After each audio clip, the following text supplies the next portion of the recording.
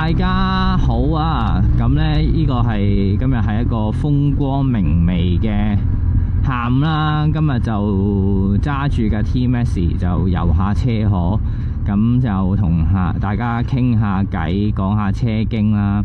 咁喺開始之前呢，我都想再即係都介紹一下我自己拍片嘅目的啦。咁呢個 channel 呢，其實就係記錄返我嘅一啲揸電單車嘅經驗啦，同埋嘅趣聞嘅。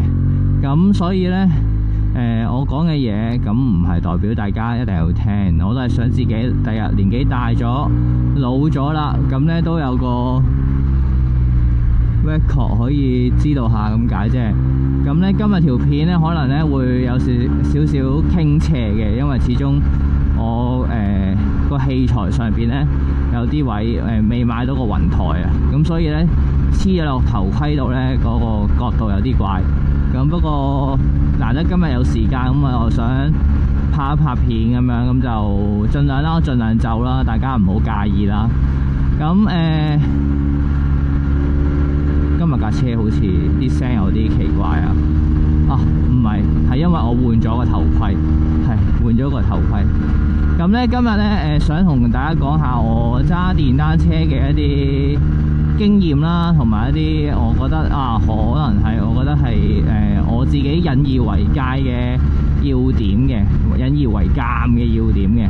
咁當傾偈咁傾下閒偈咁傾啦，咁同埋自己做個 record 啫。咁啱聽嘅話你咪剔咯，唔啱聽嘅話你就當吹水咁樣咯，或者你可以指正下我嘅。咁我先即係純粹分享咯，係啦。咁第一樣，好多朋友仔講揸電單車班友仔攝嚟攝去，好危險，好唔安全。啱嘅，我同意嘅。揸電單車係要攝嚟攝去嘅。咁攝得危唔危險、安唔安全，就真係睇嗰個電單車嗰個司機佢嘅態度同埋嗰個有冇禮貌咯，我會咁樣形容。即係揸電單車係方便嚟攝，好似我而家咁樣可以攝到呢，我都會攝咗架 Tesla 㗎。咁我會遞手咯，我會講唔該咯，唔會話1、2、3就咁攝咯。係啦。咁我覺得呢啲嘢都係家有求嘅啫，即係你唔好話電單車攝啦，你私家車都會攝嚟攝去啦。咁只不過電單車攝嘅機會比較多啲咯。咁同埋好多時候呢，塞車嘅時候呢，其實好辛苦㗎，師兄，冇可能唔攝㗎。咁你喺架4個轆入邊涼住冷氣咁樣喺度塞嘅係冇乜所謂啦，係咪？唔好話冇所謂嘅，即係冇咁辛苦啦。可能你內心都係心急如焚嘅，我都好想快啲走快啲塞完咁樣。咁但係肉體上邊你架車4個轆攝唔走啊嘛。咁但係電單車呢，除咗我喺度排隊心急如焚之外呢，其實我肉身呢都真係心急如焚嘅。即係會着火啊！你可能譬如好天曬、落雨淋咁樣，咁你諗下熱屎辣辣咁樣塞住你，又唔俾我攝嘅話，咁真係好，即係其實真係，即係我諗大家要體諒咯。咁其次嘅就係望啊，係啊，望清楚，一定要留領頭呢個位。咁其次嘅就係我攝咗落去可能嗰個位你可能你輸咗個少少位俾我，咁但係其實你肯讓一讓放我走呢，其實對你嚟講係冇影響嘅，即係對一啲4個轆嘅私家車嚟講係冇影響嘅。咁其實有陣時揸車大家禮讓一下，心情即係開懷啲，自然大家都開心啲咯。即係你放我走嘅時候，其實老實講，我攝完你一個車位，我唔係啲4個轆咁樣，我企喺你前面壓住你個位噶嘛，我都即刻走嘅。攝完你，我攝下一個噶啦。咁你咪有俾我咯，係啦，係咁嘅風扇咁樣，有咩意思呢？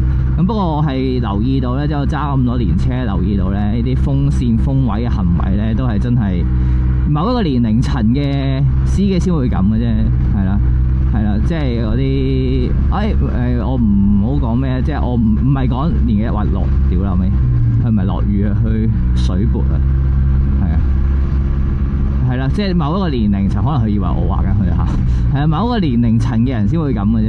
咁即係嗰啲恃住自己行得好快啊，跟住又 嘅地 K 啊嗰啲咧，咁就會咁樣咯。咁其實大部分咧都係有禮貌，會肯讓嘅，係啊，即係反而嗰啲西裝骨骨嗰啲咧，即係我唔好話我歧視啊，西裝骨骨嗰啲先最乞人憎，係啦。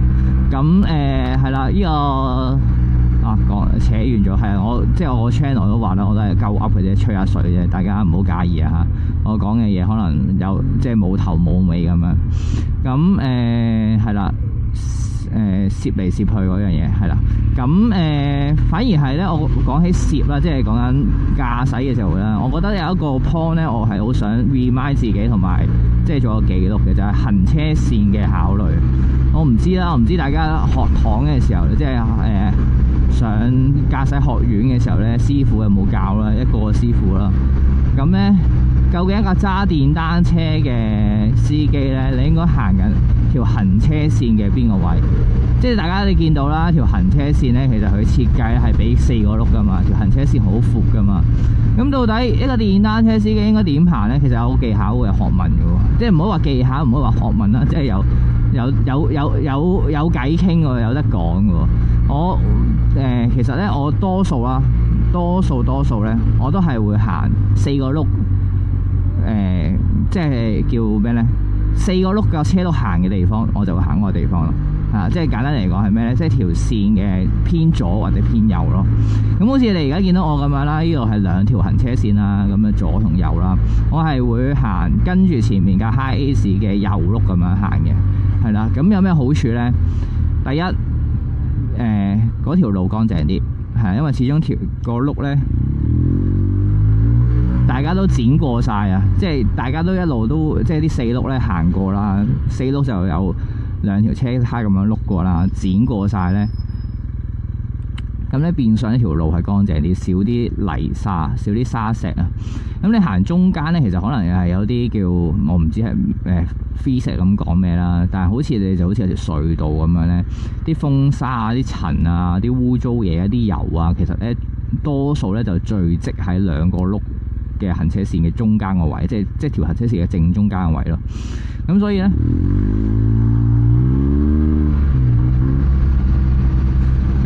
呢啲情況之下咧，一定係行條行車線嘅偏左或者偏右係安全嘅。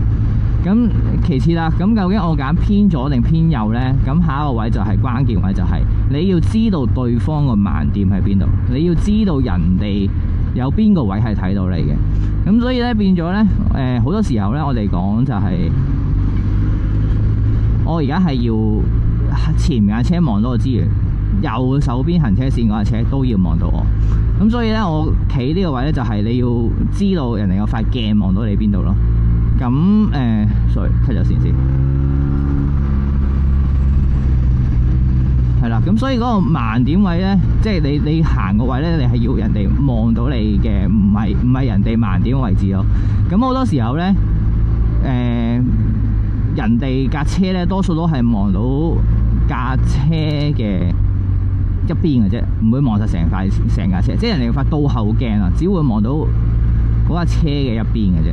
咁所以咧變咗你咁樣咧，其實人哋咧望到你就等於望到架車嘅右手邊啦。我唔知點講，即係有啲複雜講到，我哋一嚿咁啊，唔好意思啊。咁唔緊要，但我條片都會照鋪嘅。咁係啦 ，anyway， 總之就係其實望盲點位。咁你多揸下，你又明我講咩啊？即係總之就係，譬如而家架的士，我企呢度咧，佢係望我唔到嘅。其實盲點，咁其實係有啲危險嘅。咁但係當然啦，你預咗佢咯，所以我隻手係放咗喺 brake 度，你預咗佢，佢可能隨時逼隨時轉彎咯，因為佢望唔到個盲點啊嘛。咁其實咧，所以變相嚟講咧，你要係去行嘅一啲人哋，你預計人哋會睇到你嘅位置咯，係啦，咁你咁樣先係叫最有效咁保障自己啦，係啦。咁另外啦，行呢個位咧有咩好處咧？就係防止俾人襲，防止俾人哋襲你，係啦。咁如果你咧因為啲車會上嚟，譬如的士佬想襲你啦，咁如果我咁樣褪入去咧，佢就會成架車攝咗嚟我條線度啊嘛。咁但係如果我一路 keep 住行住條邊咁樣，跟住前面架車嘅最右邊咁行嘅話，咁其實佢見到我唔讓俾佢，佢唔敢襲埋嚟。咁其實雖然係有啲衰，咁但係咁樣咧，其實相對上對大家都安全啲。佢又唔會夾硬閘入嚟，你又唔需要驚佢閘入嚟咯。好，睇下有冇位先。有一個。咁咧，跟住就講咧泊車啦。T-Max 泊車咧就真係好撚乞人憎嘅，因為好長啊架車。